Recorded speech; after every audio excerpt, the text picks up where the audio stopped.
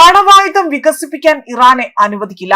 ഇറാന്റെ പരമോന്നത നേതാവ് അയത്തുള്ള അലി ഖൊമൈനിക്കെതിരെ വീണ്ടും ശക്തമായ മുന്നറിയിപ്പ് നൽകി US പ്രസിഡന്റ് ഡൊണാൾഡ് ട്രംപ് രംഗത്ത്. ഖൊമൈനി വളരെയധികം ആശങ്കാകുലനാകണമെന്നതാണ് ട്രംപ് ആഗ്രഹിക്കുന്നത്.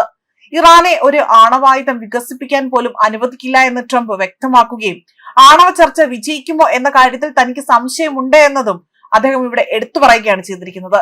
എന്നാൽ എല്ലാ മേഖലയിലെ അറബ് നേതാക്കളുമായുള്ള ബഹുമാനം കണക്കിലെടുക്കുമ്പോൾ ഈ ചർച്ച മുന്നോട്ട് കൊണ്ടുപോകാൻ തന്നെയാണ് തങ്ങൾ അവിടെ ആഗ്രഹം പ്രകടിപ്പിക്കുന്നത് എന്നതാണ് വൈറ്റ് ഹൌസ് വൃത്തങ്ങൾ അറിയിച്ചിരിക്കുന്ന സൂചന. അതേപോലെ തന്നെ ചർച്ചയിൽ ആണവ കരാറിന് പുറമെ തന്നെ മേഖലയിലെ സംഘർഷവും ഇറാനിലെ ആഭ്യന്തര പ്രശ്നങ്ങളും ചർച്ചയാകുമെന്ന് തന്നെയാണ് ഇപ്പോൾ മാർക്കോ റൂബിയോ വ്യക്തമാക്കിയിരിക്കുന്നത്. ഓപ്പറേഷൻ മിഡ് നൈറ്റ് ഹാമർ എന്ന് അത് ആവർത്തിക്കുമെന്നാണ് അമേരിക്കയുടെ ഭീഷണിയായി തന്നെ, അല്ലെങ്കിൽ ആ ഒരു ഭീഷണിയുടെ സ്വരത്തിൽ അവർ സംസാരിക്കുന്നത്. മധ്യപൂർവേഷ്യയിൽ അസ്ഥിരത നിലനിൽക്കുന്നത് കൊണ്ട് തന്നെ ഇറാൻ അമേരിക്ക തർക്കം ഇപ്പോഴും തുടരുകയാണ്. ചർച്ചകൾക്ക് വഴി ഒരുങ്ങുന്നുണ്ടെങ്കിൽ പോലും ഇറാനെ ലക്ഷ്യമിട്ട് അമേരിക്ക വൻ സന്നാഹങ്ങളാണ്, അല്ലെങ്കിൽ വൻ പടയൊരുക്കങ്ങളാണ് അവിടെ നടത്തിയിരിക്കുന്നത് എന്നതാണ് പുറത്തുവരുന്ന സൂചനകൾ വ്യക്തമാക്കുന്നത്. കഴിഞ്ഞ വർഷം അമേരിക്ക ഇറാൻ ആണവ കേന്ദ്രങ്ങളിൽ ആക്രമണം നടത്തിയതിന് പിന്നാലെ തന്നെ വെടിനിർത്തൽ നിലവിൽ വന്നിട്ടുണ്ടെങ്കിൽ പോലും ഇത് ദുർബലമാണ്.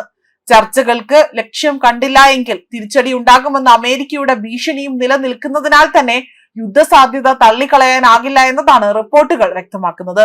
2025 ജനുവരിയിൽ ട്രംപ് രണ്ടാമതും ഭരണത്തിലെത്തിയ ആ ഒരു സമയത്താണ് അമേരിക്കയും ഇറാനും തമ്മിലുള്ള സംഘർഷം വീണ്ടും പൊട്ടിപ്പുറപ്പെട്ടതും. ആണവ കരാറിനായിരുന്നു സംഘർഷത്തിന്, അതായത് ആണവ കരാറുമായി ബന്ധപ്പെട്ടാണ് സംഘർഷങ്ങൾക്ക് കാരണമായി പറയുന്നത്. കരാർ വീണ്ടും അംഗീകരിക്കണമെന്ന് അമേരിക്ക പറഞ്ഞെങ്കിൽ പോലും ഇറാൻ അത് അംഗീകരിച്ചിരുന്നില്ല. പിന്നാലെ തന്നെ ഇറാന് മേലെ അമേരിക്ക കടുത്ത ഉപരോധങ്ങൾ ഏർപ്പെടുത്തി. 2025 ഏപ്രിൽ മാസത്തിൽ പല ചർച്ചകളും നടന്നെങ്കിൽ പോലും അമേരിക്കയുടെ ഭീഷണി സ്വരത്തിന് പിന്നാലെ തന്നെ ഇതൊന്നും ഫലം കണ്ടില്ല എന്നതാണ് മറ്റൊരു വസ്തുത. 2025 ജൂണിൽ ഇറാൻ ഇസ്രായേൽ യുദ്ധം നടക്കുമ്പോൾ തന്നെ അമേരിക്ക ഇറാന് മേൽ ബോംബാക്രമണം നടത്തിയിരുന്നു. ഇതിനോടുള്ള പ്രതികരണം എന്ന നിലയിൽ തന്നെ ഖത്തറിലെ അമേരിക്കൻ താവളങ്ങളിൽ ഇറാൻ ആക്രമണം നടത്തി.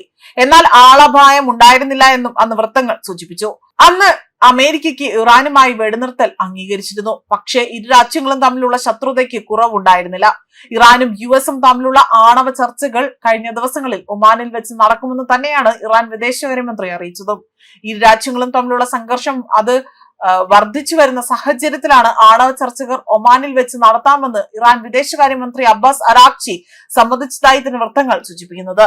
നേരത്തെ തന്നെ തുർക്കിയിൽ വെച്ച് ചർച്ചകൾ നടത്താം എന്നതായിരുന്നു രാജ്യാന്തര മാധ്യമങ്ങൾ റിപ്പോർട്ട് ചെയ്തിരുന്നതെങ്കിൽ പോലും പിന്നീട് അത് ഒമാനിലേക്ക് മാറ്റുകയാണ് ചെയ്തത്. മാത്രമല്ല ഒമാനിൽ വെച്ച് ചർച്ച മതി എന്നതാണ് ഇപ്പോൾ US നിർദ്ദേശിച്ചതായി തന്നെ റിപ്പോർട്ടുകൾ സൂചിപ്പിക്കുന്നത്. ന്യൂസ് ഡെസ്ക് കർമ്മ ന്യൂസ്.